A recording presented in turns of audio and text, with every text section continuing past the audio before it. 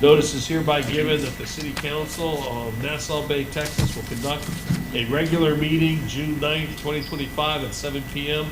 at City Hall Council Chambers, 1800 Space Park Drive, 200, Suite 200, Nassau Bay, Texas. We've been called to order. Roll call shows that we have a quorum, and we have everybody present but Ashley Kluge, Councilwoman Kluge, with Councilman Brian Johnson calling in by Zoom, which is allowed because we have any physical quorum. And with that, I'm going to dispense with the invocation because we've got a very special thing here. Sergeant at Arms, if you would let in the Nauticats, we have them leading us in the Pledge of Allegiance. Come on in. Be brave, Patrick. Be brave. More than just 3.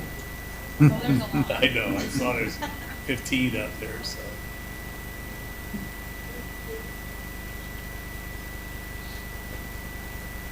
There we go. Move on down a little bit. Get everybody in here. Okay, we have something very special here. And the Nauticats of the City of Nassau Bay, or the Nassau Bay Homeowners Association, who I believe won this past Saturday. Big time. What I heard, that you guys are going to lead us in our pledges of allegiance. Undefeated. Yeah. There we go. So if you would lead us in our Pledge of Allegiance, we'll stand here, it's to the right. And then there's also the Texas Pledge after that. Come on, Cap. Allegiance to the flag of the United States of America and to the republic for which it stands, one nation, under God, indivisible, with liberty and justice for all. Honor the Texas flag. I pledge allegiance to thee, Texas, one state under God, one and indivisible. Please remain for a moment of silence. Would you like to say? Would you like me to do that? I don't know. That's just what comes next. I talk to my. So we've had a request. Is there anybody in particular that you would like to have in honor of a moment of No, silence? it's just what popped right next to my head. At school, it always happens, so it's like right next to my brain. So how about a minute of silence that says you can think that you're not in school? How about that? A moment of silence, please.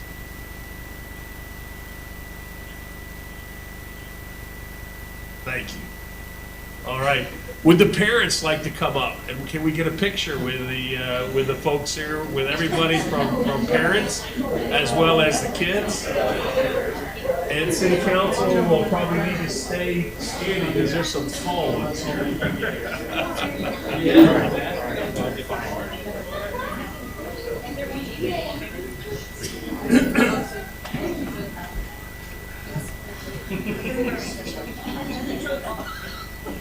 Can we all get in here? We can get a little closer.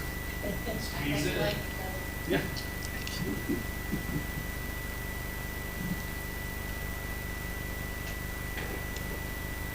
All right. You got one more whole week, right? One more whole week. 2 more whole weeks. 2 more weeks, yeah. Congratulations.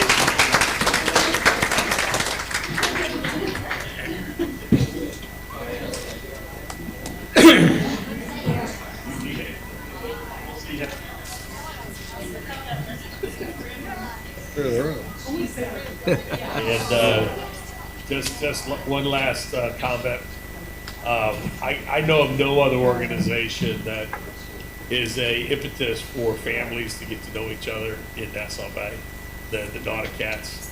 I think besides the Garden Club, I think it's probably one of the longest standing traditions of not just fun, but the kids do excellently.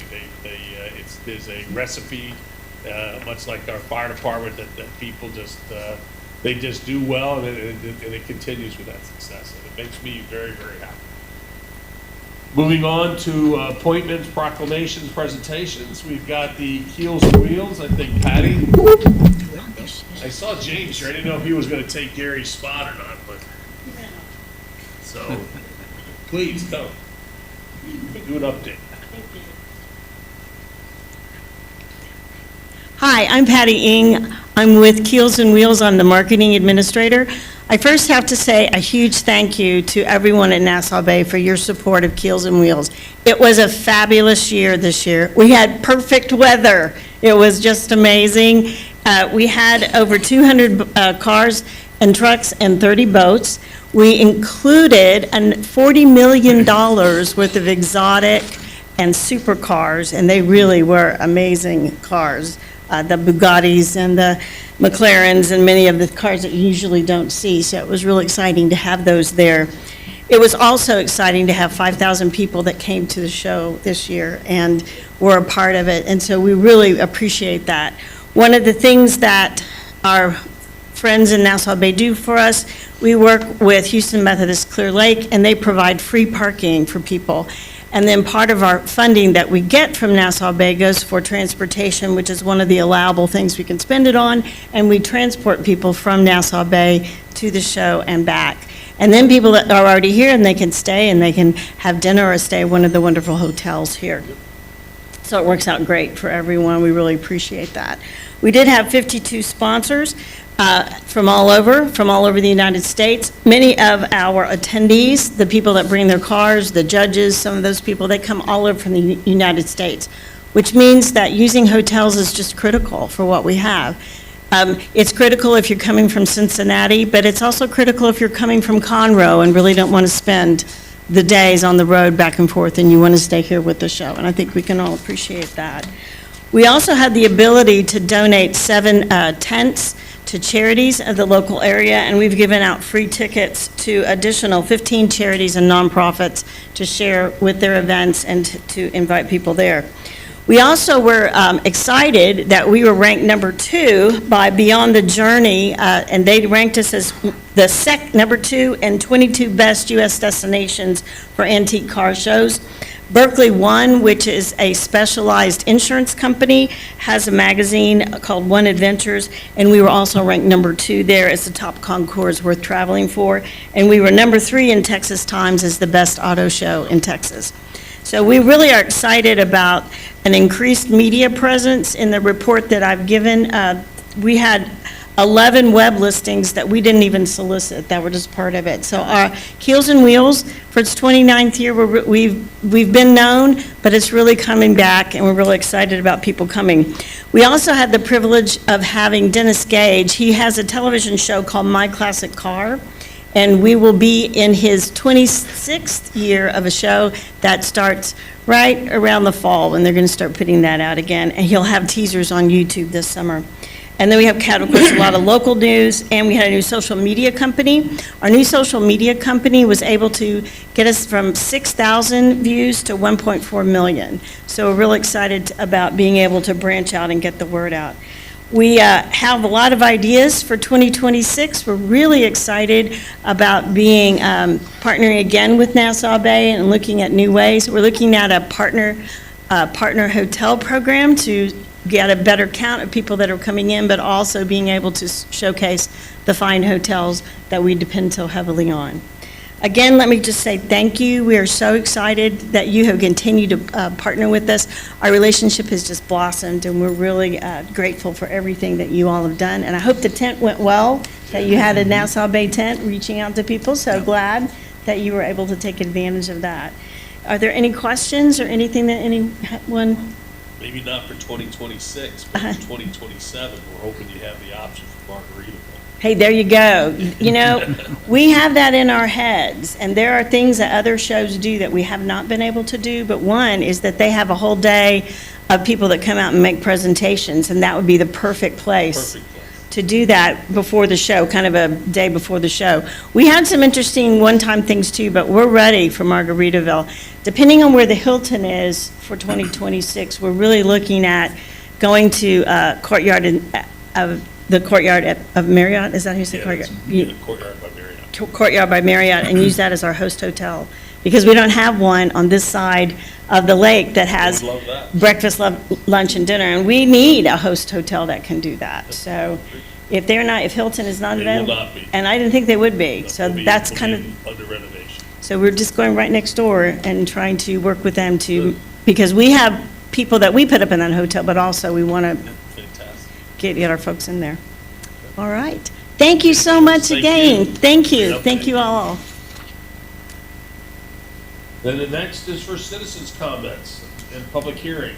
Any citizens' comments? Anybody want to come to say, make something aware to city council? This is your time. Going once? Come on. I've got to go three, going twice. 3 times, public hearing is closed. It is 7:13. Then council member comments.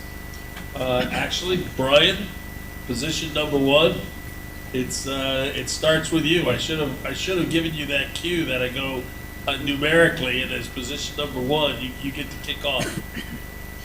All right, well, I appreciate it. I just want to say a second your comments about the Naughty Cats. That's an awesome opportunity for all the kids in the neighborhood to, and families to just support one another. Nobody can hear you. Get together. Say it again.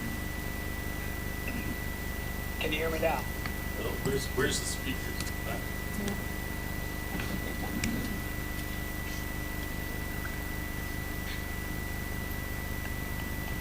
It's all the way up. Okay, try one more time. All right, sound check. Can you hear me?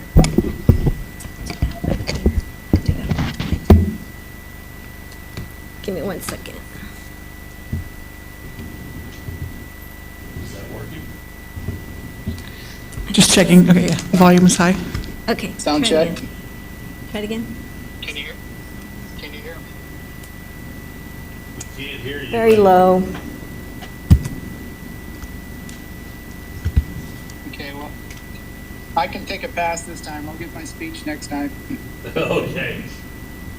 Lucy? All right, well, I think what Brian was trying to say is that now is the great time of year for the Naughty Cats. It is really a special part of our city and our community. I think that one of the things that really struck me as being important with the Naughty Cats is the way that the older kids bring up the younger kids. They teach them how to swim, they build good relationships with them. A lot of them become babysitters, private coaches, and so it really is a huge part of our community, and so I'm very happy to be part of that.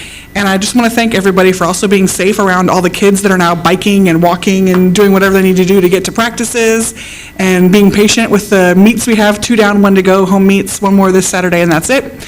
And that's all I really have to say, so thank you just to everybody for making Naughty Cats a great part of our community. Chase? All right, I will keep it brief. I am just going to talk about the curbs. I was out there today working on San Sebastian. I'll just keep working my way down. But other than that, if you have any special requests, my contact information is on the city website. You can reach out to me and I can come to yours individually, but that's really all I got. Thanks. Haley? I'll echo about the Naughty Cats. It's been a great season and always a fun time, and thank you, Mayor, for helping me grill hamburgers on Saturday. You guys know I love it. It was fun. It was fun. And just welcome Brian to our lovely city council meetings, and although we couldn't hear his comments, he can hear us, so welcome, Brian, to your full-time gig on the side. I'm last today. Yeah, I just want to welcome Brian. He's a great addition to council. We now have like 4 Naughty Cat parents, I think, up here, so Naughty Cats are well represented. Nothing else really to report, the same thing as Lucy. My kids especially are on bikes a lot this summer when I kick them out of the house when they're getting bored. So be careful when you're driving around. And also another thing that I was thinking about, obviously 4th of July is coming up. That's a big deal in the city. We're going out of town, but I think it's one of the best holidays. My kids are actually they're rioting right now about the fact that we're leaving town. They're very upset. So I think it's the first time we've ever missed Nassau Bay's 4th of July, and they clearly love it because they're very upset that we've made this decision.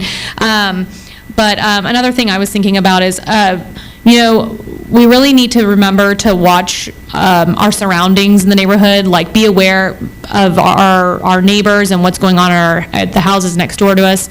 Recently I became aware of a house that was had multiple families residing in it, and I was told this by another person that had spoken to another person at a bus stop. I mean, it was one of those types of informative type of things, and you're just like, oh my gosh. But, watch out for that kind of stuff in the city. There are certain things that are permitted in the city, and there are certain things that are not. And I think that we just need to watch out for that kind of stuff and let people know, let council members know. That's why we're here, we're your elected officials. Tell us when you see things like that so that we can get the ball rolling to stop that kind of stuff. So anything else I can't really think of at the moment, but happy summer. It's getting hot. Yep, I had two main things, but I did want to mention, because even though it's June 9th, June 1st was hurricane season. I mentioned it back in May, but I want to mention it, again. Have a plan. I mean, we are in the alley for hurricane and emergency situations, so they happen quick. So be prepared. The second is we have 4th of July coming up as a celebration, and I know the Special Events Committee is doing a number of different things. But the two things I really wanted to mention, I like to call out special stuff, is just a real measure of teamwork between a committee, our volunteer fire department, our police department, and our staff. The upgrading to our marine signage has made a tremendous effect out on the water. I saw and just was observing, even though there's a large number of people out there, all the boats were much slower. Everything was much more calm.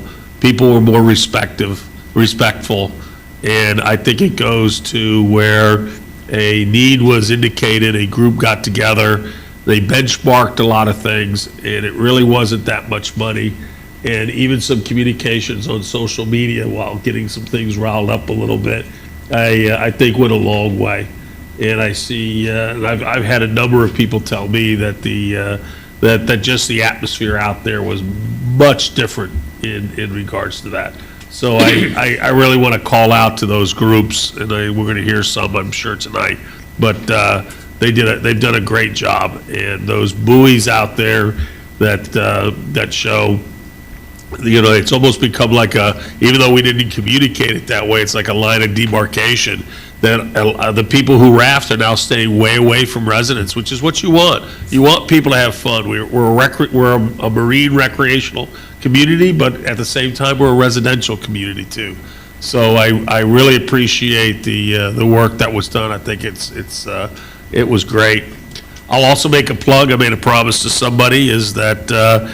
We haven't got the signage up yet, but we did leave a marker for people to water ski between 7 a.m. and noon. So from that standpoint, we did not want to just take down all recreational activity. We know in the mornings is there, and that if somebody wants to water ski or pull a tube or do whatever, we left that open between 7 a.m. and noon. So I want to leave that. And then I got conscripted by a Miss Ashley Klug to put in a plug for the Bay Area, I guess it's the Tutu Run in Nassau Bay, the Bay Area Houston Ballet and Theater. There's going to be a fun run in David Braun Park this June 14th, so that'll be, I guess, this weekend coming up. And if you want to volunteer or to participate, it is, bear with me, Jill at bahbt.org. That's Bay Area Houston Ballet and Theater.org, Jill at bahbt.org. And her phone number is 281-480-1617. But more importantly, and she's going to kill me, her cell is 281-734-2838. So there will be a bunch of people out this weekend for a fun run, and it's a 2-2 run, which I think is going to be pretty interesting. But with that, I want to move on, and that means reports from staff. Paul? Thank you, Mayor, Council. Since the kids are out, we're paying extra attention to the playground and playground equipment on a daily basis. We've been increasing our irrigation due to the hot weather. And as Mayor mentioned, the hurricane season is here. We have brought in 2 extra 6-inch diesel pumps that we do every year. We completed another round of street sweeping in the city. The streets are looking really, really good. Really excited to announce that working with the HOA, the city did take over the finger piers on Upper Bay, and they look really, really good. If you hadn't had a chance to take a look at them, they have solar lights on them to just enhance the area. We're still not completed. We need some more signage, but they look really, really good. So hats off to the Public Works crew. This was an in-house project. Thanks, Elias, for that. So they moved it up on their list of things to do. We got the water line replacement bid that we'll be awarding tonight. Very excited about that. And then also, I believe it's Wednesday or Thursday, we have the opening bid for the water tower painting. And so a lot of good projects this summer. So very proud for staff and all the hard work that they're doing right now. Even though some of it's public works, it all goes in with finance and everything. So really excited about a busy summer. I want to add one thing, because this was also asked to me, is a lot of people don't realize we put an address on those finger piers. And what would be really neat is if we had something like a, Uber drop-off or DoorDash or delivery, so that people could see that. Because believe it or not, you've got residents who get calls where things get delivered to their house, but it's really from people out in the water. So that's why we put that there, and it's just a really cool thing that we know, so if people want food, they can actually get it delivered, and that they know that there's an address. So that would be good. Yes, sir. We'll get that done. Yep. Please. It's going to be me. Chief Cromie's out on vacation. I have his police report. So it looks like for May, there was 247 calls for service, 37 reports taken, 88 traffic stops, 122 citations, 36 warnings, 5 arrests, 3 misdemeanors, 2 felonies, 4,508 patrol miles, 81 training hours, and average response time is 4 minutes and 51 seconds. And also would like to congratulate Officer Hank Hughes, celebrated his 41st work anniversary with Nassau Bay, and Tiffany, 21 years on that. And then also have the Marine Ops log. Let me see, last weekend, they did 13 safety checks, 1 wake violation, 14 contacts with boaters, 2 warnings, and did a total of 17 hours on the water. And then this last weekend, there was 3 safety checks, 4 noise complaints, 1 wake violation, 17 total contacts. So they went up by 3. 8 warnings, so they went up from 2 to 8, and then from 17 to 20 hours. Yeah, that's fantastic. And that's all. Important, Paul. Thank you. Fire, Matt?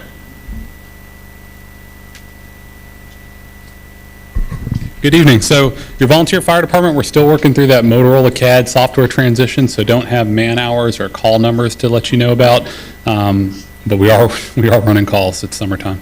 The membership, we lost a couple folks just because their lives took them in different directions, but we gained a few. So actually, believe it or not, we're still at that 40 number. So that seems to be our sweet spot. It is. In other news, just from the fire department standpoint, so we're gearing up for 4th of July, like has been mentioned. That's a big thing, and we're ready to support. And then, it's also been mentioned, we're in the middle of hurricane season, so making sure our equipment's ready to go and our training is all up to par. Hopefully, we don't need to use it, but we're ready if we do. That's it.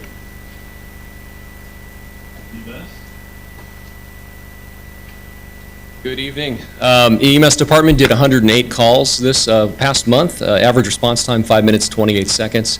And Like Matt said, the Motorola thing has us a little bit behind. It takes us a little bit longer to get these numbers, but I do have all the numbers. If you guys want a breakdown, I can also give you that. What that people like to hear about is whether calls that we do for emergency service outside our partnership. We do, yeah. If I was to give an example, not single about Webster. That would be 15 last month. 15? We did 15 to them. Yeah, that is a little bit high, was high that month. Typically, we're 8-ish, 7, 8, 9. You interface with them, we had heard they made some changes, they would have more resources, and we wouldn't have as many. Correct. calls there. Have you seen that? Yes, at nighttime, there's 2 units 24/7 now over at Webster. So previously, they only had basically a unit during the daytime that was 24/7, or 1 unit 24/7 and 1 12-hour truck, which would go home at 9 o'clock at night. So they're there 24/7, and there's also, I believe, communication with them through their city council that they're going to try to get a 12-hour truck, another one, so a peak, what's called a peak truck. So that would be 2.5 trucks. We tend to have the rollover, so to speak. Right. And those are the ones that have been the worst payers. Yeah. We tend to subsidize Webster. Right. If I could be so bold. All right, thank you. Thank you. Public Works. Good evening, Mayor and Council. For Public Works, we have our capital improvement projects. McKinney continues work on the Nassau 1 water line project. To date, a little over 5,000 feet of line have been installed. Water and wastewater operations are running under normal operations. For the water department, we had a major water leak at 2502 Swan Court. New meter boxes and lids are being installed throughout the city, and the crew has been locating and exercising valves throughout the city. For the Parks Department, we put new mulch at all the playgrounds. The picnic tables at David Brown Park were pressure washed, and sprinkler systems have been getting repaired. And for the Streets Department, we put a new VFD at Stormwater Pump Station G on Harbor Drive. 6 new buoys were installed with no wake signage on them, and the new rubber mats were installed on the floodgates at Lake Nassau. Big question. I have 2. Hmm? Are all the buoys up and all the signage up or no way? The buoys are up. We still have some more signs we need to put up. How many do you have? The 6 buoys have no wake on them. Maybe the sign, I think you have buoys up. What is that? I think I ordered 31, and I think we have 31. 20. Yeah. I think that came Mhm. about 20. The other is tonight, the communication for when we shut water off or the Yes. water line down at Bell Harbor. Mhm. What, did we do that as a typical meeting? 'Cause I've had numerous people say they were surprised by the water shut. So we give a 24-hour notice beforehand. We hang door knockers on all the affected residences and any businesses, and we also put it on social media, and we do a rave alert. So it was all done for Bell Harbor. Yeah, we typically do them for any shut off. Unless it's an emergency and we can't give 24-hour notice, then, but typically we do. Mhm. Special events. All right, so I'm here reporting for special events. I think they're going to be here next month, but they're busy. So, as they should be, we have 4th of July coming up. So for 4th of July, we have a few of the regular events. The first one's going to be Water Wars. That happens from 12 to 2 on the 4th of July. And if you don't know, it's a citywide water fight. So anyone that's wearing a Stars and Stripes bandana somewhere on themselves or on their bike or their golf cart or whatever, they are in for a water fight. And it's a lot of fun. We'll have official watering stations. We have a map. I think it's most of the same ones as last year. There's one more that we haven't confirmed with. And probably going to try and add a couple new ones this year just because it is such a big event and people have such a good time. So look forward to that. And if you're out and about during that time, wear the bandana. You'll want the water. It's a lot of fun. Then at 6 o'clock, we're going to have our parade, so that will start to line up at 5 p.m. at Gloria Day. This is a parade honoring our veterans that live in the city, and that is also a lot of fun. There's kids on bikes, people decorate, we have prizes. There'll be 6 different categories for prizes for the parade. They're a little firecracker, Wagons and Wheels, Red, White, and Blue, Most Patriotic, and Grand Champion. So look forward to that. And this year, since it's just been so hot and we have a lot of veterans that come out, we are going to do some cooling stations and then also have Jaloo come out, and the veterans are going to receive a coupon for some free Jaloo while they're waiting for the parade lineup. So it should be pretty good this year. And then instead of going into the park, they're going to hook a left on Upper Bay and end there. So that way people don't have to worry about turning around. They can go back to Glory Day where they started.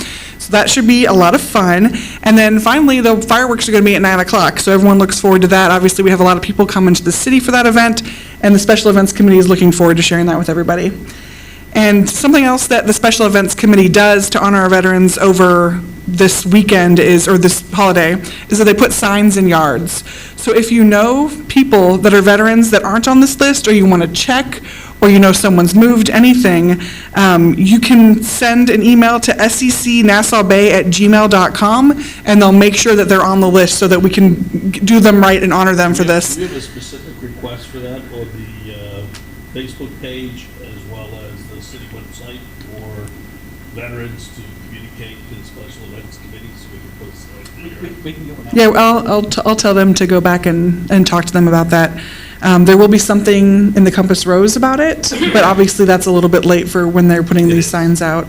And I don't remember if there was one last month or not, but it's an ongoing thing, so we want to maintain a list of our veterans.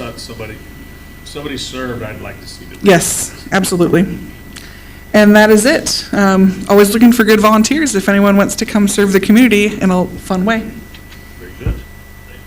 Parks and Recreation.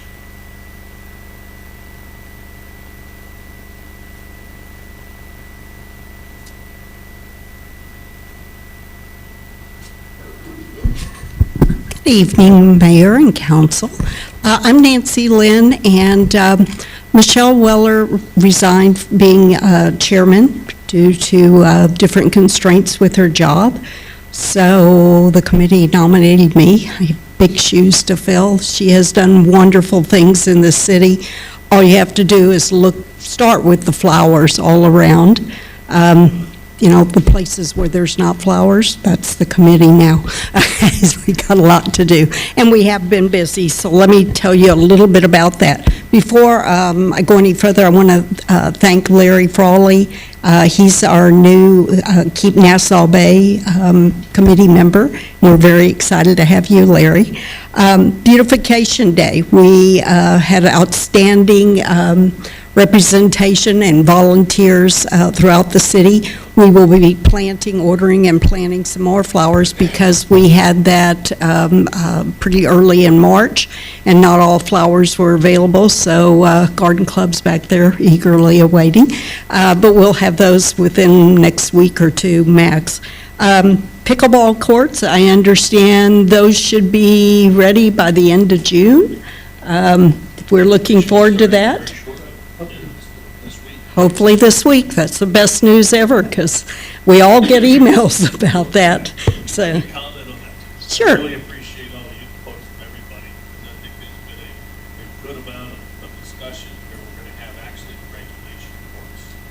That's exciting, yeah. It's really going to be nice. Can I ask, is it the contractor that's made this take so long, or is it just? I forget their name, but they were the previous one that got caught up in the barrel. Right. And we've had a lot of, how should I say, interesting conversations back and forth. So Okay. They're going to fix certain things, and we're also upgrading things. So like one of the big upgrades we did from the Parks and Rec, and actually from some of our main pickleball players, is adding 10-foot fencing and putting the wind barrier between it, so that, you know, that's even more necessary for pickleball than it is for tennis. So I think we're doing that also.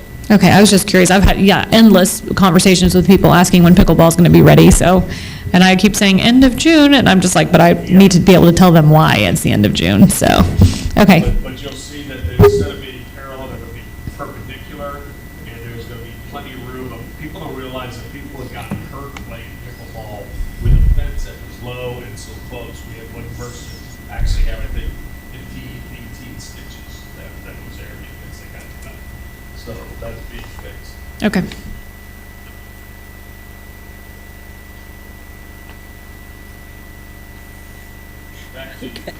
right, thank you. All right, the next thing is we selected new trash cans. If you walk around, I had a PowerPoint. Most of our trash cans are deplorable and really bad and difficult for Public Works to empty. They're rusty, not painted. The tops are missing, so animals are getting in. It's a mess, so we'll have new trash cans before too much longer. The Apollo Dog Park, the new sign is in. It's a plaque. It's amazing. If you go, you should go out there and read it, even if you don't bring your dog with you. It's got an impressive list of all the astronauts in Apollo missions that lived here in Nassau Bay. The flagpole's also installed, and a tree planted next to a bench in the large dog park. Several of us went out there a couple of weeks ago and talked to different dog owners, and they're concerned they have absolutely no shade, so that's something the committee's going to look into. Elias has been awesome talking to me a lot. But they're going to move like a bench in each part, the large and small dog parts back.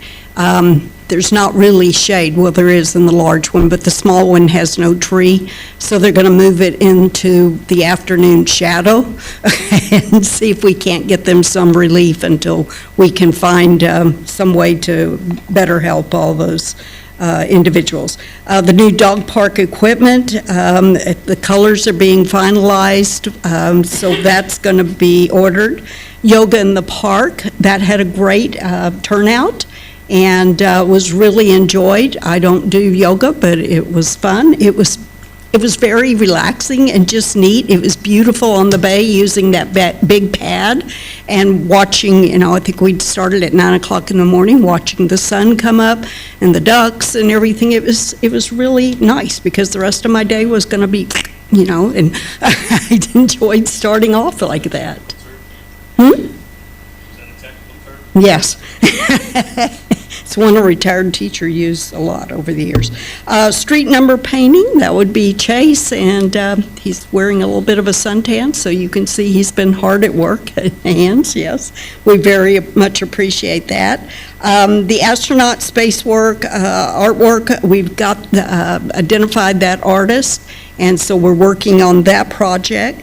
Volleyball, we've got a net out there. We're working with Elias to get some sand in, make it sand volleyball, and possibly set up another volleyball court. So everybody will have that opportunity. And next page is the banners. Elias just got with me. You have to go to TxDOT now and request permission to close the lane, and then you have to rent some kind of large equipment to get up there. Home of the Astronauts is going to be the next banner, and that'll coincide with Space Center Houston and their theme for the summer and beyond. And then we had a resident who came to our last meeting wanting to discuss about the possibility of a bike park. We're going to do some research into that. We will talk about it more at our next meeting, which will be June 25th. It's 1 week later than what the norm is, but when we took a vote of the committee, not enough members could attend due to pre-planned vacations. So we've been busy. If there's anything that you want, come to that meeting, June 25th. Any questions? Great report. Thank you. Thank you. Maritime Safety Committee.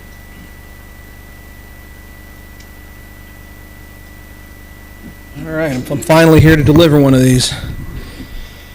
All righty, so some of my thunder's already been stolen, but we'll kind of rehash anyways. The new no-wake buoys are in. They seem to be having a pretty positive impact so far. Word is spreading that the no-wake buoys in the Cove are at the 100-yard mark for rafting, and more importantly, word is getting out about various ordinances, most of which have already been on the books for 15 years. So, it's nothing new, it's just people are finally becoming aware and alert. Replacement no-wake signs, a lot of them have already been going in. I do know we still have some that will have to go in Swan Lagoon, Ball Harbor, and the entrance canals there. And I believe Cow Bayou is going to be getting the new, still has to get the new ones as well. Memorial Day weekend, Sunday, about noontime, Chris Wilkie sent up his drone, took a really nice shot. I counted over 80 boats, several larger rafting groups, between 4, 5, 6, and I think one looked like there may have been 7, but it was, might have just been a little bit of an optical illusion. Memorial Day itself, the bad weather kind of chased most people away, so the population was pretty sparse out there in the cove. I've reached out to Sherry. We're going to start working on updating the Nassau Bay boating page that the city hosts. I'm currently waiting on her to get back with me on that. And we will be developing a survey. We're going to finalize the items on it at our next meeting. The primary focus is going to be to see who is using the cove, effectiveness of the current city ordinances, what activities folks enjoy and want to see out there. That way we can better help shape and inform future decisions on usage in the area. And our next meeting will be Wednesday, July 16th at 4 p.m.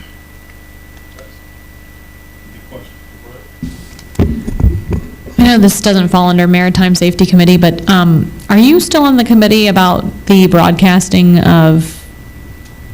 The live streaming task force? Yeah. Yes. Is that still happening, or are you guys still meeting? Actually, Chief would be the one to... Okay. Okay. I think we said for you two guys to go offline and see what might be done. Yeah, and I think, video-wise, it's been phenomenal. The audio stuff could essentially be upgraded. The tablets that you guys have in front of you right now, those all came out of that live stream task force. We need to have a better situation than Maria holding a laptop up to a mic like this. I think we need to figure something out because, and Brian's saying he's saying he can hear everybody very clearly on this end of the table, that on this end he's not hearing anything. So we've got to figure out a long-term solution to have better broadcasting and Zooming and just general, we should be ahead of this, I can chime in really quickly. I received a quote today regarding the live streaming package and the agenda software and the boards and commissions all in one. So it is in the works, and you should be seeing something possibly by next meeting. Okay, so I don't know if y'all heard that, but she said that she's received some input on a live stream package for us so that we can better serve everybody and better broadcast our meetings. I was part of that task team as well. Okay. Sorry to derail you. No worries. Or deboat you, I don't know. Capsize, throw me off course. All right, thank you. All right, thank you. Okay, moving on to business. Consent agenda.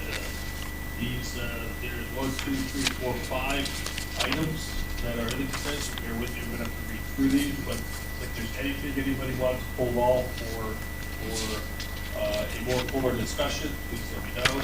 But all matters listed under these items are considered routine by the city council and will be enacted by one motion. This will be not a separate discussion of any of these matters. The discussion is desired by any council member of any item that will be removed from the consent agenda that will be considered separately.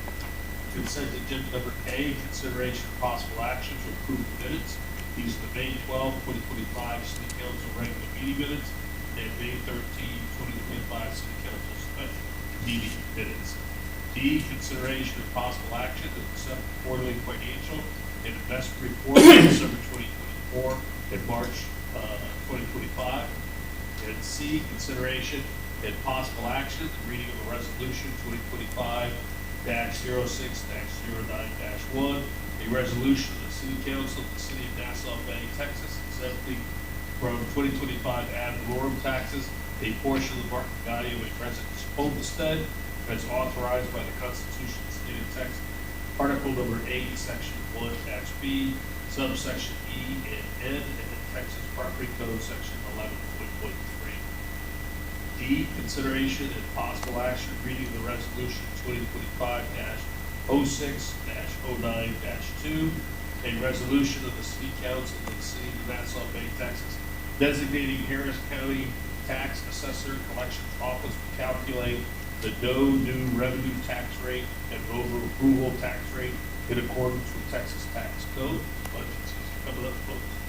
And E, consideration and possible actions, the second and final reading of ordinance 2025-05-12-1, an ordinance approving the project plan and reinvestment zone financing plan amended number 1 for the reinvestment zone number 1, City of Nassau Bay, Texas, and containing various provisions related to the foregoing subject.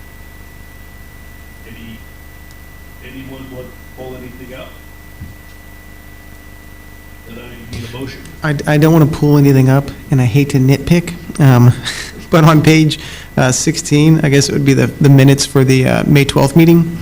Under council members' comments, under mine specifically, it says keys and wheels, and I imagine it should say keels and wheels, but that's the only thing that I would change that I noticed. Other than that, I would have moved to approve the consent agenda as is, items A through E, as stated by the mayor. Do I hear a second? I'll second. Second by Lucy. Any other comments? We call for the vote. Passes 6-0. One last thing I'll say is on this last one on extending the reinvestment zone, that's going to do some tremendous things over the long term for the city of Nassau Bay. It'll finally give us the financial means to tackle a situation for some of our very old and dilapidated buildings.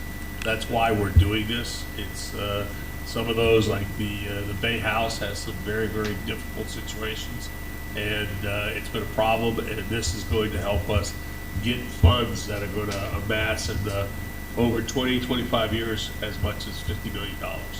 So that's a really important one. It's also one because I've heard citizens talk about maybe having a conference center or something along that line that they want to have here in the city, or anything along our parks or streets. This will allow us to have the funds to do that. So it's not a small one. It's just one that's been well read and discussed up here on the council. But I wanted our citizens to know that.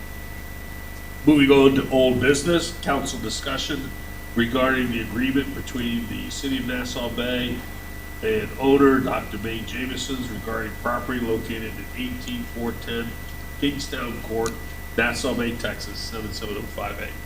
Counselor? Yes, sir. This has been a protracted struggle. It has frustrated our system. It's frustrated me. In the over 50 years that I've represented this city, I've never had to sue anybody to make them finish a remodeling job, but this is one for the books. We reached the point where we had to enter into a contract to state the scope of the remaining work to be done and the time within which to do it. And then we filed suit to enforce that contract on a breach of contract theory. We reached an agreement in the lawsuit that the scope of work would be complete by a date certain, and that date was set to be May 12th. We made provision where if she did not timely finish by May the 12th, that she'd pay the city a lump sum amount of monetary damages. But we also had a provision that if she did timely meet that schedule and then comply with the contract, that we would dismiss the lawsuit. She complied timely, as verified by our city inspectors. Scott Williams took a look at it.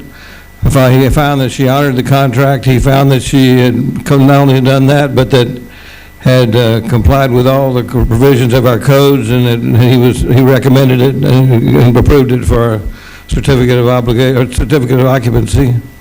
And we're now obligated under the terms of our agreement to dismiss the lawsuit and issue the permit. I agree with Scott, our city inspector. I recommend we dismiss this lawsuit and bring this matter to a head. The only piece that I have here is just, again, as part of this discussion, is Paul and I have not had a real chance to review the inspection and things like that. I've been on vacation for about 3 weeks, and there's been a lot of stuff on council. So we're both signatories to that contract, so we're going to review that contract to make sure that we feel comfortable. But, you know, hopefully that we are at the end game, and what our council is saying is going to be true and would come to an end. Mm-hmm. I'd also like to talk to a couple of individuals to make sure that our eyes are sharp here. because this has been a long battle. So, in any event, any questions for council or the counselor? I just want to ask Mr. Gregg, is there a deadline for us to, I mean, is there a certain timeliness within which we should be dismissing this lawsuit? Should we meet the? We're obligated to do that right now, and we've not been pushed yet, but if we're past due that time. Okay. So the. Just to be clear, Paul and I want to review this. We understand we're putting pressure on our city councilor, and you're true. right to bring it up to say, hey. Yeah, because he's getting the phone calls, Because I'm they can come back at us for a lawsuit, but we really want to make sure we dot the i's and cross the t's here. Okay, and I'm assuming that's going to happen between now and the next meeting. You guys are going to go Probably over there. this next week. Okay, perfect. Yep. Okay.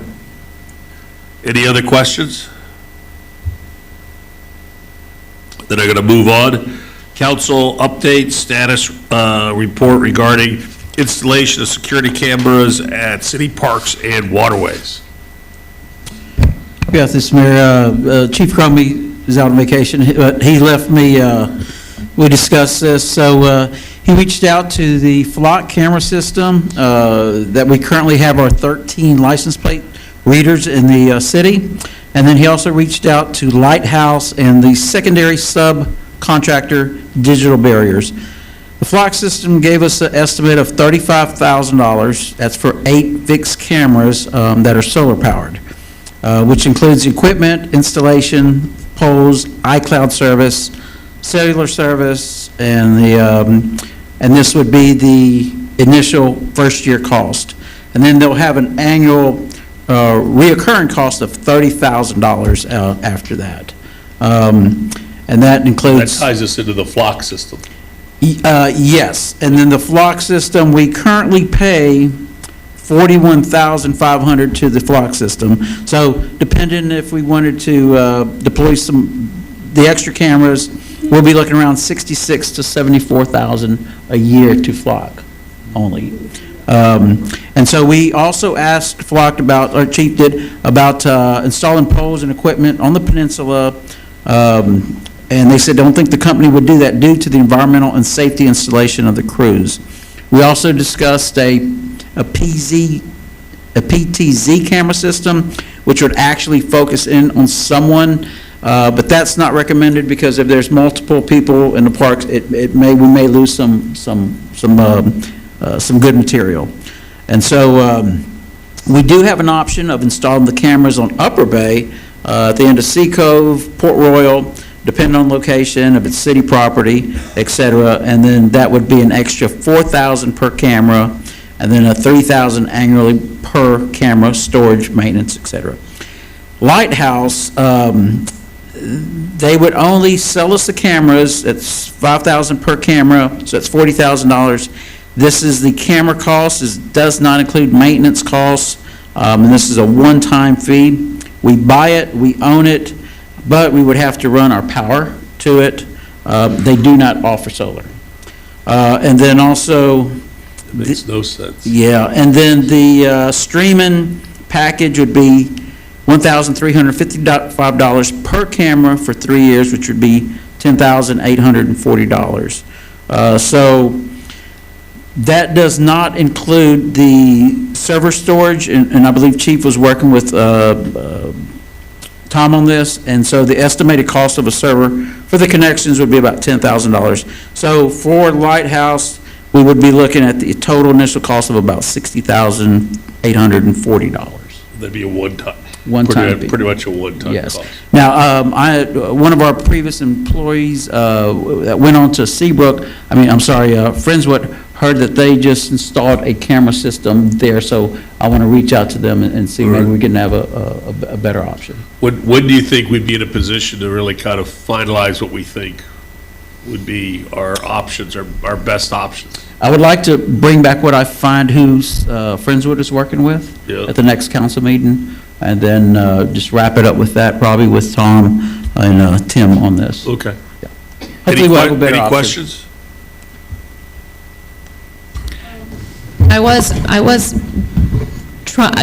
I noticed the other day that the marina has a camera, and so I was thinking, oh, we should ask them what they use, but Haley tells me it's not any good either, so apparently they want to change their system as well. So that was where I was going to go with things, but my biggest concern is not so much the initial installation cost as more of the maintenance cost, the yearly residual, we're going to pay this forever cost, you know, I mean, the flock cameras, how much is that a year that we're paying for maintenance of the? Almost 40,000 right now for our vehicals. Every year? Yep. Yeah, 41,500. Okay, and that's more of the concern I have is the ability for storage, how quick does it run over, you know, and re-record? Because Chase knows, you know, the retention of the thing is more important than anything, because sometimes you don't realize these things happen until 48 hours later, and then if the video's gone, you know. No question. Right? So that's kind of the retention time of the recordings, as well as the yearly, you know, membership for maintenance is kind of what I'm most worried about. But And withstanding my hurricanes. hope is that as we look at more benchmarks, that there are going to be options available that are more cost-effective. I know in industry, these costs are higher than what we typically see. Now, we may have more needs, but I'm hoping that that's where we're going to get to. And I know, Tom, you think in some of the areas, this is probably a way to help out, you know, with the police out in the Cove or some of the things that we might be able to get there. But, you know, $30,000 a year of just software maintenance costs is a steep number for me, just personally. Yeah, I'd definitely be interested to see what Tom thinks with respect to what we can do internally if we were to just do a one-time purchase. Yep. And it'd be nice to have this on a table, like to compare the side-by-side Yes, ma'am. of that and if other options come in, to add that to the table too. Okay. Just so we can look at it with number of cameras, and obviously as we get closer, the locations of the cameras where we intend to put them. Yes, ma'am. Tell me about the wastewater treatment camera. What is that? That is just a inexpensive system that we installed in-house. Actually, I think during some of the vandalism that we had at David Braun Park, we couldn't really identify nothing at night. During the day, it's focused on the gate. It's also vehicle-oriented with the flock system there. I guess not at the wastewater. Not at the wastewater plant, Mayor, at the entrance, yeah. So if we do this overhaul and of this, you know, adding park cameras, it would probably be really good to make sure that the wastewater treatment plant is covered as well. That was very much part of what the scope because was. maybe that camera is not as sufficient as we Yeah, would like and it to be. the system that they put up, it's more for the operators and Chris to see what's coming in and out. Even on the weekends, they can look at it, you know, with their phone, kind of like a Ring system. I'd also remind council that when we had our security audit, Right. the wastewater treatment plant was considered one of the most vulnerable. So anything we do has to be done down there too. Any other questions? Then I'm moving on to new business. Consideration and possible action regarding the election of Mayor Pro Tem. My hope here is that I think Councilwoman Lucy Summers done a good job. I think she's willing to continue, but I would need a motion in order to make that happen, or if there's another consideration, you know, we certainly would entertain that. Lucy, are you happy in your position? Yes, lots of coordination with Phil on things that he thinks he won't be at, but he's actually at everything. Yes. I move that we re-elect Lucy Summer as Mayor Pro Tem. Second by Chase. Any other further conversation or questions? Then I'm going to call for the vote. All those in favor? Passes 6-0, and I'm very happy that you're going to do that, Lucy. Me too, thanks. Consideration and possible action to accept the annual comprehensive financial report, the ACFR, for the fiscal year ended September 30, 2024, and accompanying documents, the single audit report, and the EDC annual financial report. Good evening, Mayor, Council, citizens. I'd like to present Stephanie Harris from Crow. She's going to do a presentation on the annual audit. Thank you, Jaime. Good evening, Mayor, Council. Stephanie Harris, Audit Partner over the engagement with Crow. Very pleased to be here tonight to answer any questions you may have and present the highlights of the fiscal year ended September 30th, 2024. Page 7 is our official report to Council. Very pleased to say that we are issuing a clean, unmodified opinion on the city's financial statements. Again, unmodified being the highest level of assurance we can provide the city as the independent auditor, that the financial statements are materially correct and that all disclosures required by generally accepted accounting principles were included. On page 18, you'll see a sideways presentation of a traditional income statement.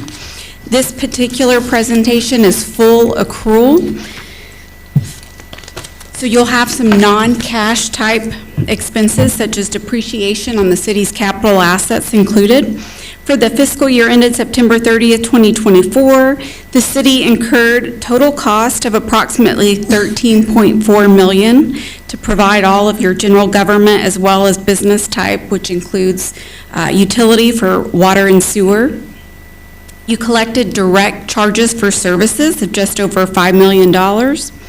Operating grants and contributions of just over $979,000. In consideration of all of those revenues, you ended the year with a net expense of approximately $7.4 million before general revenues.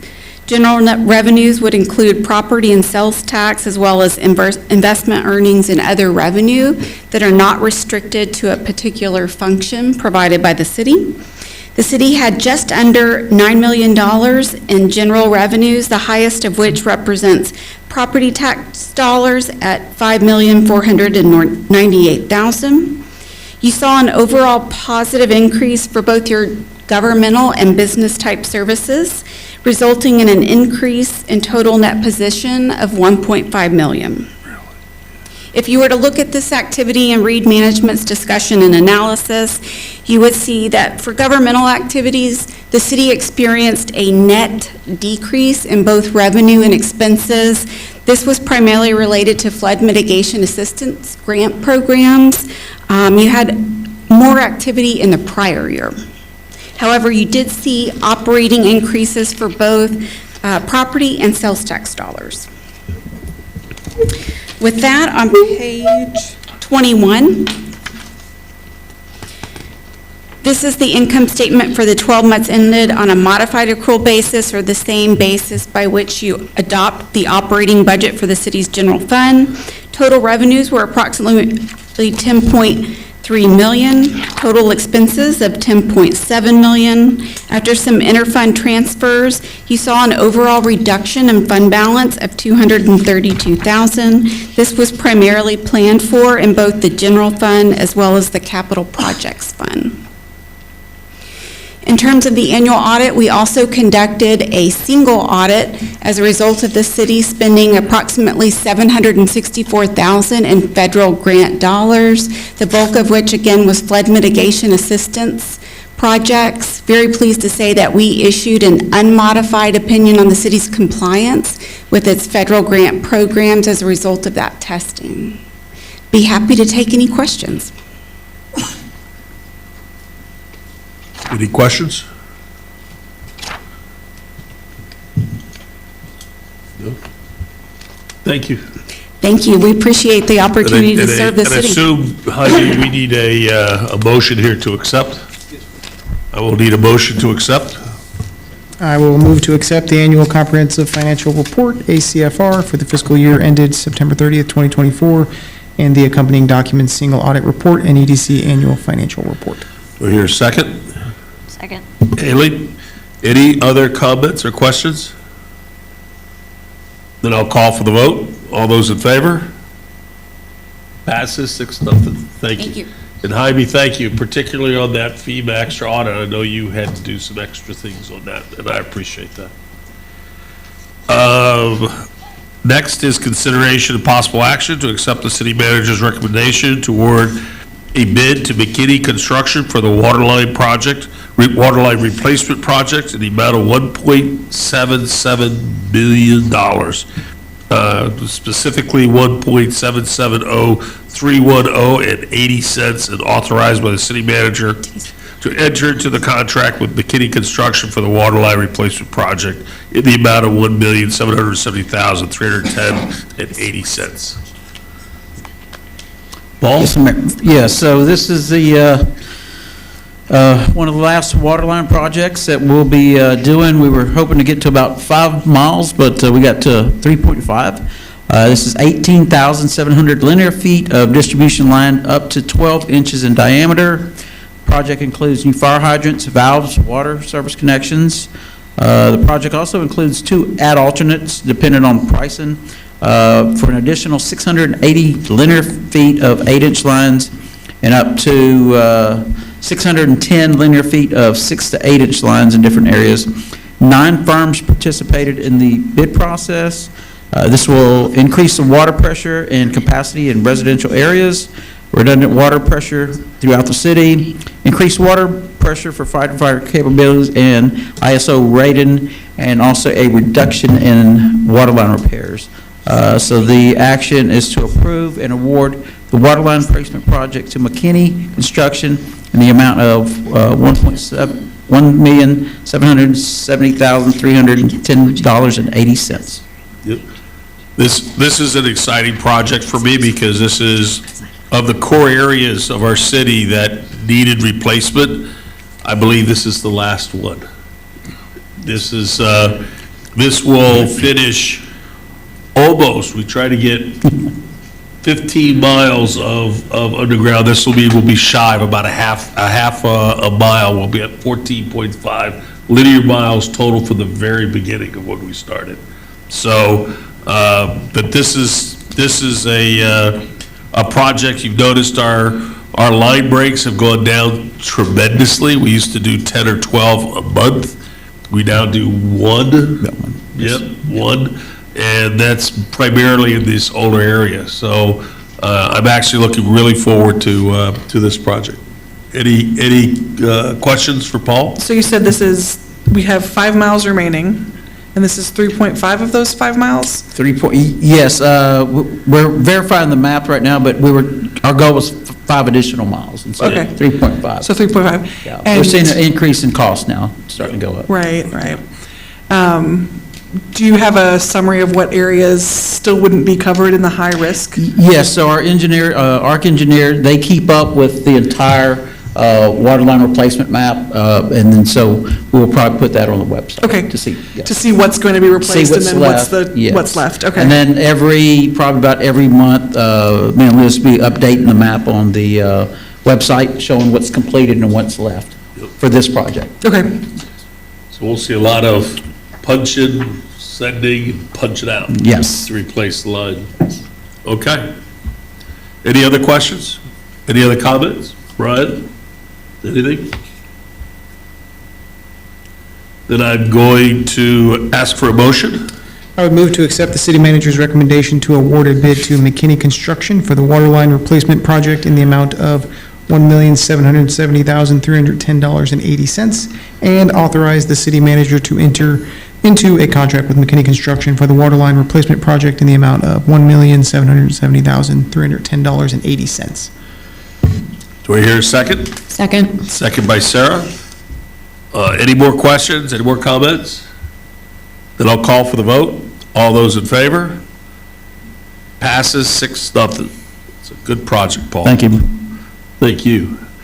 Agenda item number 4, which is staff update, and I apologize, you can tell I'm getting kind of stuffed up here. I think I've gotten an allergy or something, but if you can't hear me, if I'm starting to tail off, let me know. Staff update regarding the city code enforcement. Yes, Mayor, me and Tony are going to tag team a little bit on this. We've been working pretty hard in the last couple of months on code enforcement. We actually had interviews last week, and we did make an offer letter to an applicant that we think it's going to be very, very good for the city. Comes with some experience. We've also been working a lot with Cecily and the houses that are on our our target to keep an eye on. Sending out notices, Tony's been sending them out every 10 days to make sure the construction is being completed. And then we're also sending out, when we see no activity, we're sending out a letter along with the new ordinance that says if they don't comply with their deadline on the permit, then they would have to follow the new ordinance. And so, and then we have also hearing a lot about STRs. A little bit. And so we reached out to GovOS, and they do what they call a scraping process of the STRs in Nassau Bay. And so right now there's 9 confirmed and then 7 unconfirmed. But I'm trying to see if I can get a report generated every month so I can send to council. That's one of the purposes Yes. here. Let me chime in to help the citizens.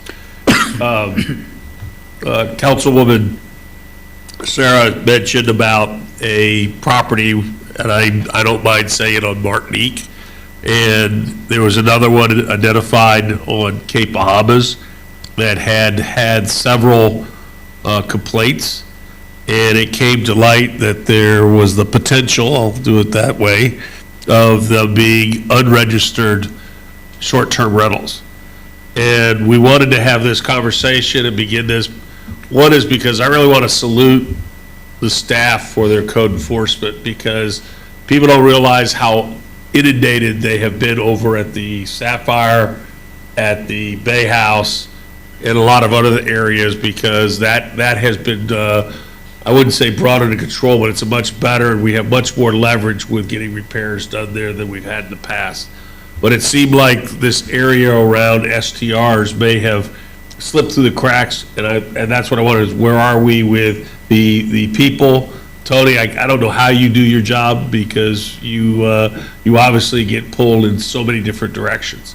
But, we do have ordinances, and we do have complaints about noise, and having those in the middle of our neighborhood, and it's something I'm very concerned about, that given that we have the Johnson Space Center right across from us, and we are a recreational area, if we don't keep control over unregistered STRs, we can get to where too many of them are in our city. And I'm not a fan of them, but I know, I'll mention Mary Abrams, she runs a very good one, and if we're going to have STRs, I'd rather it go to the people who do it right, who are compliant, and we need to root out those that are not registered. And if I remember, Counselor, we did 2 years ago or so, don't give me exactly for the time frame, we have passed an ordinance which said you had to register in the city, or you could get a citation. And not only that, if you marketed your product on the internet, like through VRBO or anything like that, there's another citation that you weren't allowed to market unless you were registered. So we can get them on a double hit. You can't prohibit the STR, but you can make sure that you get them registered and regulate them all you want. And that's the focus that needs to stay focused in our city. And that's what you're doing. In addition, there's a $1 million policy that we make them have as part of protection, and there's also to make sure that it's safe, and there's also parking requirements. So I'm very interested in this new resource. I think you need it, Tony. I think you really do. And I really appreciate the work you've done, particularly in the apartments. But I think this is an area that we got to close a gap on. And I don't know, Councilwoman or Sarah, if you wanted to mention something here. The house on Martinique that we were concerned about, we've obviously emailed about it, but how is it that you approach a situation as, in code enforcement? What kind of letter do you send, or how do you approach a situation where it's been reported that multiple people are living in the same house, and it's like maybe perhaps been turned into a duplex of sorts? So first we have to have really a viable complaint that comes in. Then I'll go out and try to do an investigation, see if I can see any signs that there are, it is a short-term rental. If I see something that maybe I'm thinking it is, then we'll come back to the office, go ahead and look up the address, see if they're registered and stuff, and then we'll send a letter off kind of asking them if they are, and if they are, they need to register with the city. I'll tell you, I think we've sent out 4 or 5 of those only, and I've gotten no responses back from them ever. So people just kind of ignore those. Right. So catching somebody that is running an STR is difficult because a lot of this is done on the weekends. You see the people there or in the evening times and stuff. And we're trying to get the police department kind of on board to where we can allow citizens to contact the police department when they see this going on. So, because the officers are always around the city, and they can go out there and actually document it when we see the multiple cars or the big groups and stuff like that. And that way we'll have some proof that they're doing this, and then we can either give them a warning or issue citations and stuff right away and make them comply with the ordinance. So the situation I'm speaking of is like, there's zoning ordinance obviously within the city, right? And then interior Nassau Bay, it's single family, right? Single family. Correct. Yes. I guess detached or residential, I guess is what it's called. And you're not allowed to have multiple families living within one house, let alone it be turned into a duplex, right? Like where it's separate levels and multiple people living. Right. So my question is,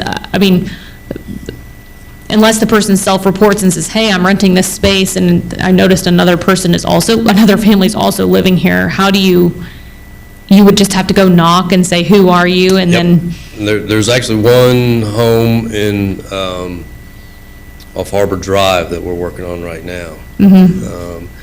And we just have to go physically up to the door, see if they'll answer it. They'll be honest with us. Or we kind of do, like I said, our investigation. We'll look around, take some pictures and stuff like that.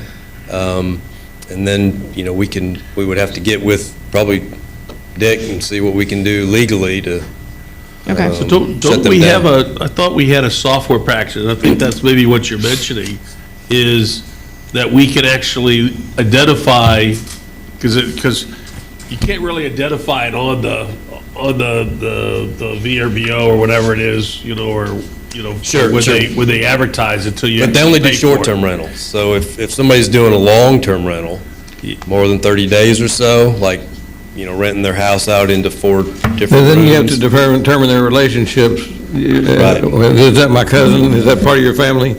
You get to define your own family up to a point, but if you get over 5, then you got a problem. But within that 5 limit, it gets a little weird. Yeah. We just have to have some kind of proof that this is You're going right. on. You're absolutely right. That's What about very running plates? Can you run plates on the cars that are in the driveway, like on? That doesn't prove residence. Yeah. I know, I'm just curious, but if they're like constantly there. Yeah. But I still come back to the short-term rentals. Could you, if you have them, you go after the owner rather than the people who are actually renting. 2 different problems. I know. Yes. Yeah, the short-term, you're correct, Mayor. And if we have that, if we have proof through one of these software packages, can't we just say, if we find them on there, that we mail them a citation and say that they are in violation of 2 things and have them go to court? Operating an STR without a license. Yeah. And just have them have to deal with. You got to have some proof, though. So the list that I have here from GovOS, there's 7 of them on here that are not registered with the city that they list as possible STRs. Yeah. Yep. What I would suggest is that we were going to do this, is send them letters saying, we've been notified that you possibly can be running an STR at your property. If you are, you need to comply with the city ordinances. Please contact the city and so forth. Not just issue a citation, because if they're not running an STR, we're kind of spinning our wheels for no reason, kind of wasting time, because I thought it was more proof positive. The only evidence we have is from this third-party company that says Looks like it, yeah. they think that there's a possible STR at this address. Which isn't enough for a conviction. Right. I would not write a citation for something Yeah, I like that. understand. So, I think it's prudent to write a letter. Yeah. ask them, hey, what's going on? That's the way we Because dealt of with it them. in other cities too. And if they ignore that letter? Ultimately, you can file suit if you, a claim in the municipal court, if you need to, if you got enough proof to do something. We have to identify what they are and who they're I mean, related to. When we had a dedicated resource, I mean, they actually went and talked to the people. I mean, we really had some good coverage around, you know, what activity was going on, and it's pretty easy to find out whether or not somebody's a short-term rental. I mean, and I'm just trying to feel, is this person here, is it the resource that we need?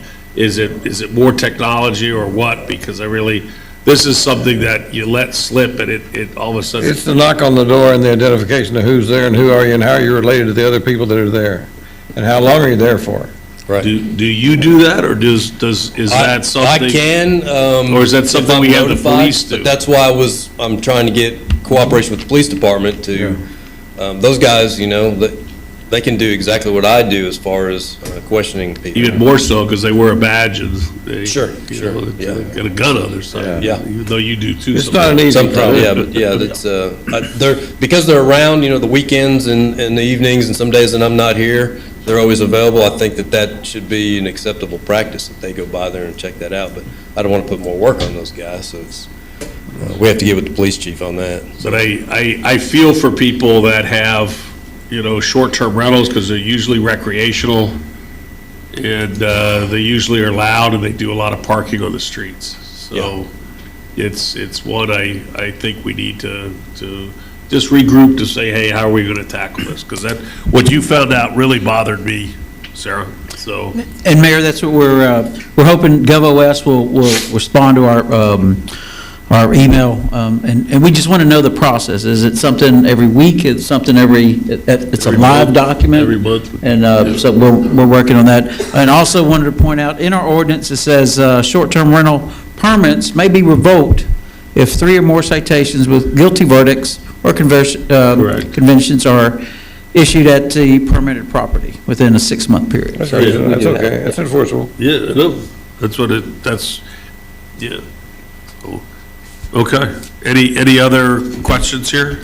Yeah, not about STRs. I do have a question about signage. How often are you guys looking at like permits for signs or signs that don't require a permit? Like here on Space Park, I've seen a lot of like advertising for apartments. I've seen a lot of stuff going down Nassau Road 1.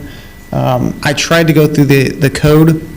That is a maze for sure. It is. So what attention has been paid to any of that? I know, you know, we've got more pressing issues, but, you know, driving down the street and seeing advertisement kind of gets old, so just wanted to check in with that. I don't know the answer to that exactly. Historically, it's been the building department that handles those bandit signs and stuff like that, and the building official would actually go out and pull the signs and stuff, or let the property owners know that they need to have permits for these signs and stuff. But I can find out more definite answers for you and get back to you on that. Yeah, please But do. I And do also not know. I believe there's supposed to be inspections done on a lot of these signs, like every 2 years, I believe. So I would just check into that as well. Okay, So. take care of that. The last question I had is we also had a number of new businesses or businesses that we knew or that we found out were in there. How are we looking at making sure we keep abreast of the businesses that are registered, that does the fire and safety? Monthly, Cecily will run a report for me that shows what business registrations we currently have and it's compared to the certificates of occupancies. Any new business or even a remodel, when they come in and get permits and stuff from the city, they're given a business registration form to fill out and required to pay that fee before they're issued their certificate of occupancy or any other inspections go on. And then yearly, they're required to pay also again, and that's checked through the annual life safety inspections. When we go out and do life safety inspections, we check and make sure that they're up to date on paying for their business registrations. But it's a lot different. We had a gap there, and we were closing that gap, but I didn't know what your feeling was as to how well we're continuing, given you've had some other things. Well, yeah, there's a gap there, and I'll tell you that we've had to structure it differently, the way we inspect and enforce those, because of the way it was in the past, because you reach a point of kind of diminishing returns when, if the city's only bringing in a $100 business registration fee, and I have to make 3 or 4 inspections out there and mail a notice, it's really costing us more than $100 to do all this. We could fix that. So- Well, if that's the case, we can fix that, right? Yeah, raise the fee. Is that what you're seeing, that it's costing you more than what we get? Probably a third of the time, yeah. 33% of the businesses and stuff that just don't comply. The budget cycle, we need to And talk I just about have to use common sense after a while and just say, look, I'm just Yeah. tired of messing with them. I'll hit them again when I'm in that building for other businesses, but I'm not going to just back and forth to them 3 or 4 times, because this is kind of a waste of city funds. Okay. Anything else? Moving on, staff update regarding the fiscal year 2025 financial update.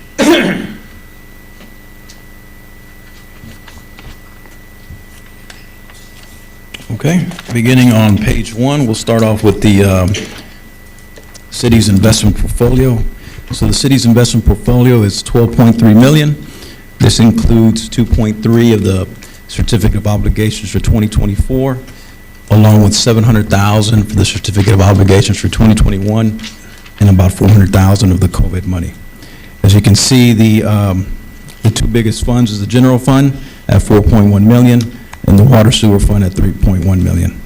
The portfolio mix for the city, 29% is invested in text pool, and 50% is invested in logic. I've included some information, fact sheets regarding text pool and logic, in case you have any questions regarding their investment strategy or their rating, or any other questions you may have about that. On our depository accounts at Stellar Bank, we have a money market account. We have about 11% of our funds in that money market account. And our sweep account, we have very little. And our DDA account, we have about 3%. We're required to maintain about $400,000 balance in our DDA account, and that is to eliminate our fees. And the rest of our funds are invested in U.S. Treasuries at 2% and certificate deposits at 4%. We reduced our holdings in U.S. Treasuries and certificate deposits because we sold our CDs, and our U.S. Treasuries are invested in the hot fund in preparation for the Margaritaville project. Correct.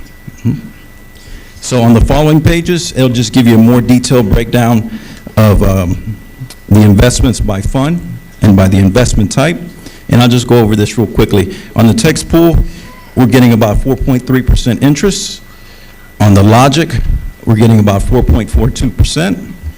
On our money market account, we're getting about 3.35%. And our sweep is 0.30. We keep very little there. It's just money going in and out. Our U.S. Treasury security, we're getting about 3.50. And then on our CDs, we have one at 4.25 and 4.20. And then, as you can see, we also have the investment report for the Economic Development Corporation and the RDA. And on page 10, I included historical rates for text pool. For May of 2025, we're getting 4.3 compared to last year of 5.3. So we've had some a decrease in our rates.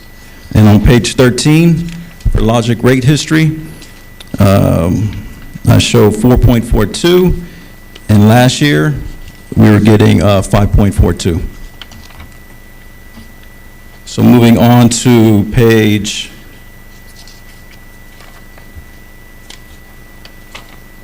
31, I'll give you an opportunity to catch up.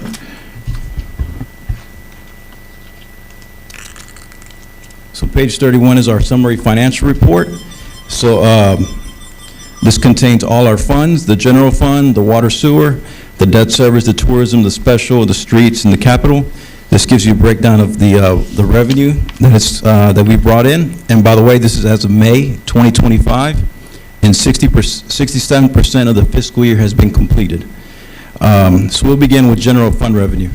So for property taxes, on page 34, we've collected 97.93% of our property taxes, and we currently have 177,000 in outstanding property taxes.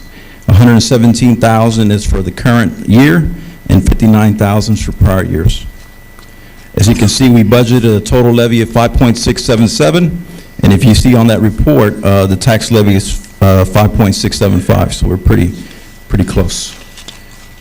Sales tax, if you look on page 36, so for sales tax, just keep in mind that for the year, we're 67% completed, but for sales tax, it's actually 50%, because for sales tax, we start the fiscal year starting in December through November, okay? So as of right now, for sales tax, we're at 59% of total budget. So we're doing really well on our sales tax.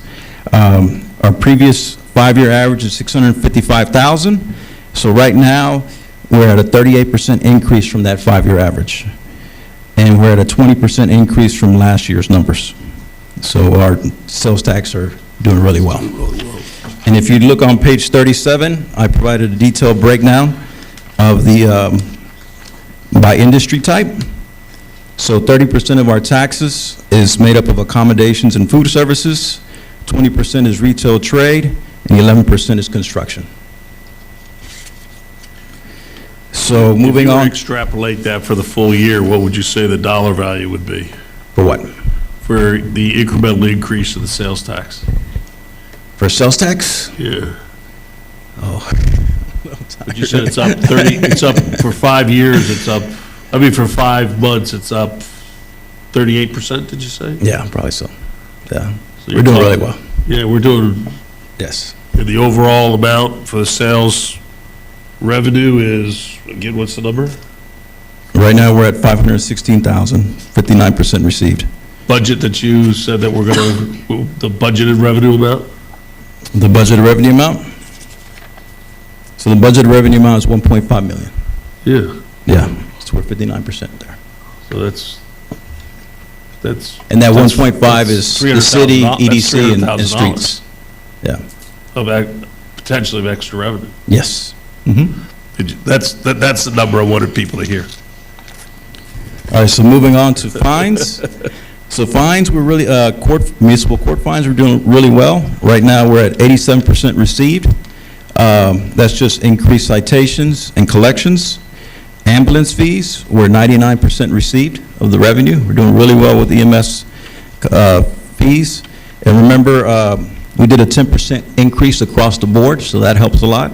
But we also have a increase in trips and collections as well. And then for other revenue, if you turn to page 38, most of that increase is related to tropical storm barrel reimbursements.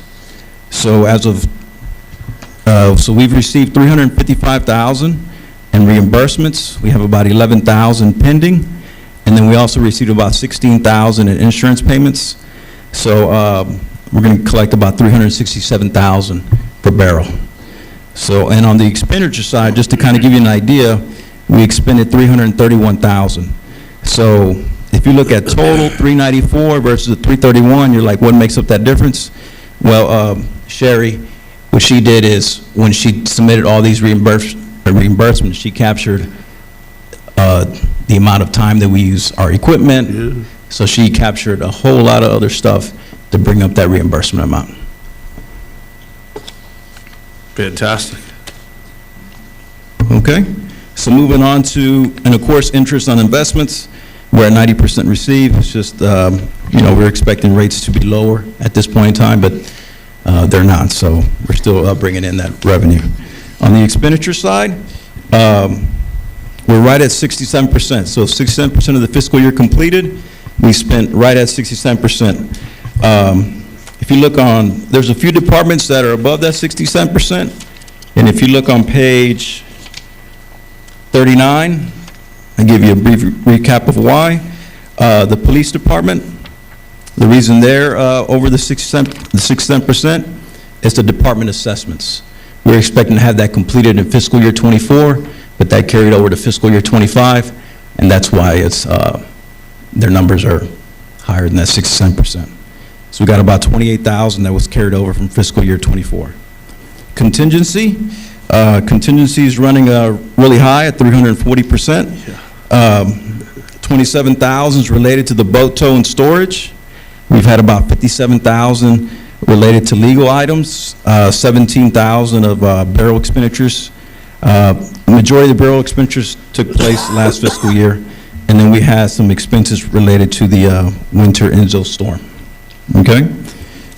So for municipal court, the reason they're a little over the budget is because the contract services prosecutor is just tracking a little bit ahead of budget. They've had a few projects there that have required a little bit more time on the prosecutor side. EMS is tracking a little higher, and that's just related to the Medic 81 fleet accident, but all that was reimbursed by insurance. And you'll see that offset on the offset insurance claims and rebates revenue line item. And then just to mention a few unanticipated expenditures that we've also incurred, the multifamily code enforcement project, we spent about $11,000 this fiscal year. The Kingstown code enforcement project, and this is just for Hunt and Andrews, we spent about $21,000, and Margaritaville, $22,000 legal fees as well. So moving on to water and sewer revenue, if you look on page 40. So right now we're 49% of total budget. We have a 54% increase from the 5-year average. So right now we're at 2.2 million in total, and for utilities, that's water and sewer. The previous 5-year average was 1.4 million. And compared to last year, we're about 17%. And just by looking at consumption, it's not significant year over year. If anything, it's consumption with the repairs he's done has gone down. Yeah.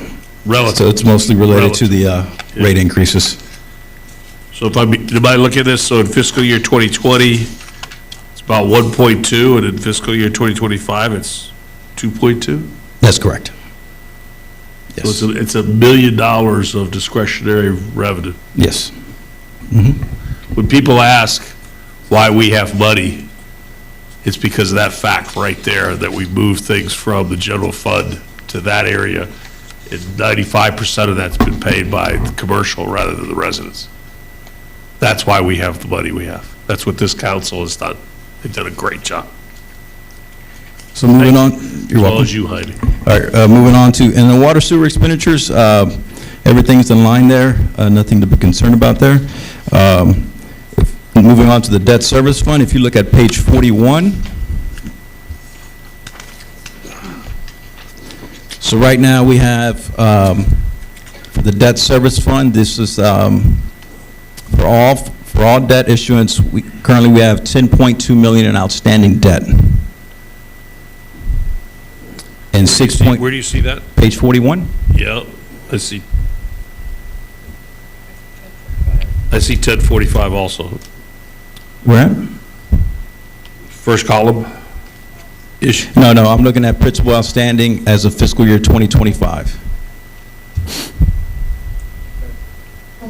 Yeah, they're at the bottom? Okay, I got you.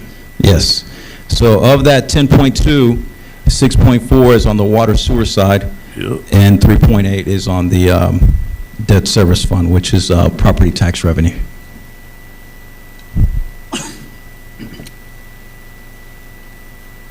And if you look at, if you see the term, right beside the term, you'll see when they mature. So the next one matures in 2027, and then after that, 2028, 2029.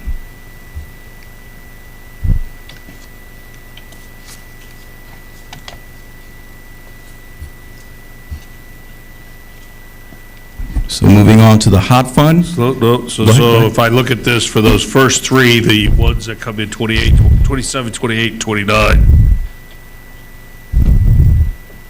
they've got 2.2 million from the original 7.6. Yes. So if we restructured, we'd have, depending on the interest rate play, we'd have about $5 million of value that would be there.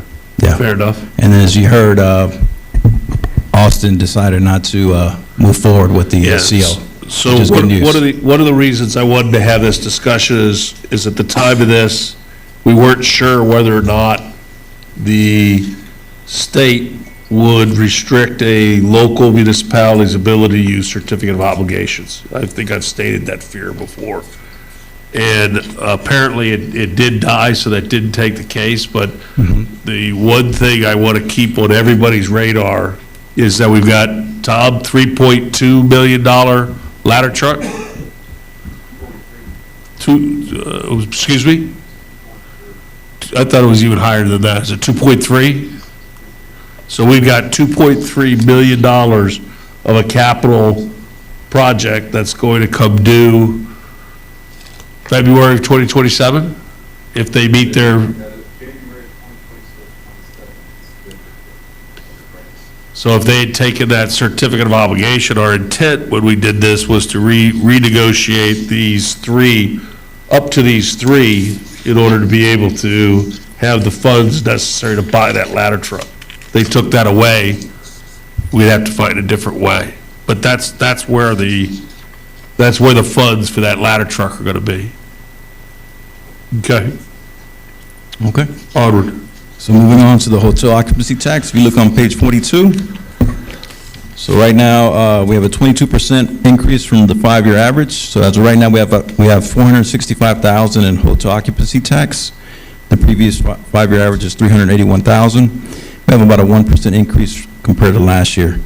On the expenditure side, we have a couple of big expenditures that have come through, the $1.2 million for the Margaritaville project, and also the $225,000 for the Oregon. I had accrued that for fiscal year 2024, but the auditors told me that since the agreement was executed in fiscal year 2025, that I had to capture it in this fiscal year. Okay. Okay? Yeah, it works. All right. And just realize there's another $950 for the Margarita. We had a 2.2 total exposure there.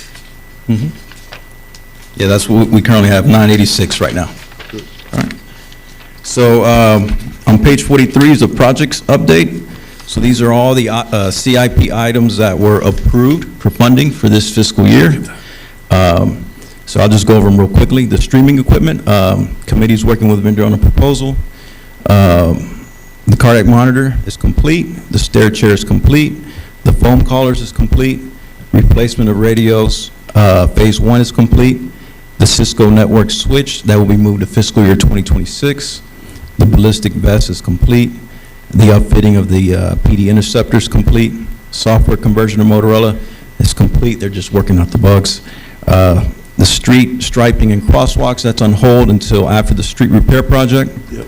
The street repair project, engineering has started and construction will begin in early fall. The joint ceiling, waiting on quotes. Water tower painting, engineering has started and the bidding opening is on June 12th. The spare lift station pump, they're doing some research on their end. Sandblasting and painting on the wastewater treatment plant clarifier center. They're going to start getting quotes here soon. The sewer line camera, they'll be purchasing that soon. Signage and wayfinding, that's hot funding. That's, with Margaritaville, that's kind of up in the air right now. Taking the priority. Yeah. Same thing with the mini murals and the sculptures. Same thing as the wayfinding. And then if I gave you all a separate handout here, and this touches on the certificates of obligation. So on the COs for 2021, we still have $704,000 in remaining proceeds. We have 3 years to spend that. We're past that, so now we're into arbitrage. So we need to get these. We need to spend these monies as soon as possible. So street paving, we still got $34,000 in there. David Braun upgrades, we still got $115,000. Stormwater line repair improvements, we still got $150,000. SCADA monitoring, we still have $33,000. The stormwater backup power, we still have $270,000, and we still have $100,000 for the sanitary lift station generators. So we need The money's gonna go away. Yeah, Time to spend. we gotta start moving on these projects. It's gonna go away. They already got it in arbitrage.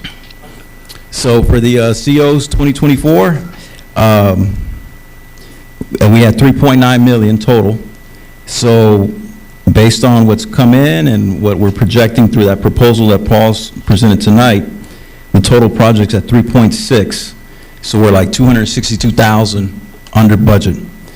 Now, the COVID grant, as you know, we went over budget on that project, about 198,000. So if we look at these two projects together, we're under budget by $64,000. Nice threading of the needle. Yeah. And then last is the grant updates, and that's on page 44. 2018 FEMA elevation. Texas Water Development Board is reviewing the closeout packet. After they approve that, then they'll release the retainage and the flood infrastructure funds. We can't get that until they complete that process. The 2019 FEMA elevation grant, we received our final reimbursement, but now they move forward with the closing out of the packet for us to get the retainage, because they usually do about 10 to 20% retainage. 2022 FEMA elevation grant, that's going to be 19 homes. That's going to be elevated in 2 rounds. We're hoping to receive the advance within the next month. That's why our permit fees are somewhat lagging, because I had 30,000 budgeted for elevations, but since it hasn't started, that's why permit fees are behind right now. So hopefully that'll start picking up here soon. But we're looking at a $5.8 million grant for the 2022 FEMA elevation grant. The 2022 scoping grant, they completed the surveying. The next step is to calculate the BCA, the benefit cost analysis for all the surveyed homes. That grant amount is for $157,000. And for you guys, for the 2023 scoping and the 2023... Hang on, before you go on there, for the citizens, a number of questions have come up with the elevations and the survey that we're doing. You've got to request that. It's not something we're going to put online because they don't want to have anything that may impact property values, correct me if I'm wrong. So if you want to know your individual elevation for your house, just contact Jeff Ward or contact Jaime, and you'll be able to get that information, and that may make you decide whether or not you want to elevate your home or do other things. But I want to make sure people do that. Okay. And the last 2 grants, the 2023 scoping, that's the 4 projects for drainage. I reached out to Jeff and got an update last week. He said the last update that he received, the state and FEMA was ready to award. Then the new administrator came in and said all awards must go through him. So we're back in a waiting mode. Yeah, he was more blunt. FEMA was trying to beat that administrator coming in, and they didn't. And that applies also to the now 23 stuck. You know which ones elevation. I'm talking about, the ones that dredging and the others. And then the last thing is we received the certified estimate taxable value. So for 2025, they're expecting it to be about $898 million. I'm sorry, $855 million. That's a 1% increase from last year. On the residential side, they're expecting about a 3.29 increase. The apartments and the vacant land, there's a decrease there. But that's where we're at on that. And in regards to the budget, we've already requested all the information from staff, so we'll be consolidating that data here in June, and then we'll be getting with Paul and staff, and then hopefully we'll start the workshops in July, and then I'll have Maria send out an email so we can coordinate schedules. Anybody who's got home challenges for their real estate value, if you've got your Harris County appraisal, most of them are going up 10%. This is a document that tells you can protest it, and it's only 3.29%. So they're trying to really move up property rates at Harris County. So, any questions or concerns or? Anything else? Any questions? Okay, thank you. This was just to get ready for budget cycle, guys. It's going to be coming up, so it's I'm sure we're going to be not here, but in July we're going to be hearing about that quite a bit. So let me get.